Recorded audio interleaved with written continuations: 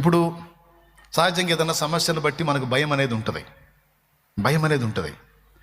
కానీ వాడేం చేస్తాడు తెలుసా? నీలో ప్రవేశించిన భయాన్ని గెయిన్ చేస్తూ ఉంటాడు. వాడు అతి చేస్తూ ఉంటాడు. అంటే అతి భయం.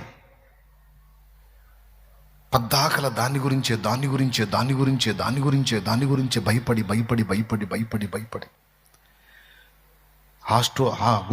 హార్ట్ స్ట్రోకులు తెచ్చుకుంటారు, షుగర్లు పెంచి పడేస్తారు. అన్నయ్య నేను రొట్టె తింటున్నాను అన్నయ్య, జొన్న రొట్టె, అయినా సరే 450 ఉంటుంది అన్నయ్య. చూడన్నయ్య ఎట్ట అయిపోయాను. ఏంటిది 450? ఇంకో 600 ఉంటుంది అన్నయ్య. ఇంకా మిషన్ చూపించట్లేదు అన్నయ్య. ఇంకేం చూపించిద్దామా, పెంచి పడేసావుగా. ఎందుకు పెరిగిపోయింది అంతసేటు? భయం.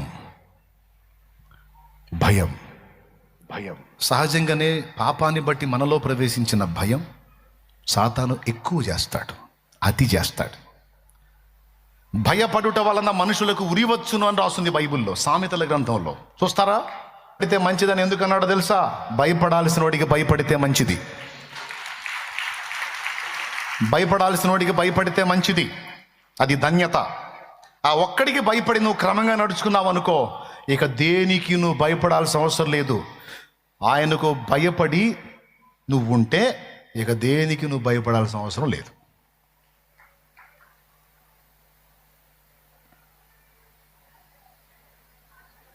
ఆగిపోయినాయా? పెట్టేస్తున్నా కదా, చచ్చిపోయేసి అతి చేసి మనల్ని దెబ్బ కొడతాడు బిడ్డ, గుర్తుపెట్టుకో. దేన్ని కూడా అతి అలా నీయొద్దు. దేవుడు ఏం చెప్పాడు? నీవు ధైర్యముగా ఉండాలి, సంతోషంగా ఉండాలి, నిబ్బరముగా ఉండాలని దేవుడు చెప్పాడు.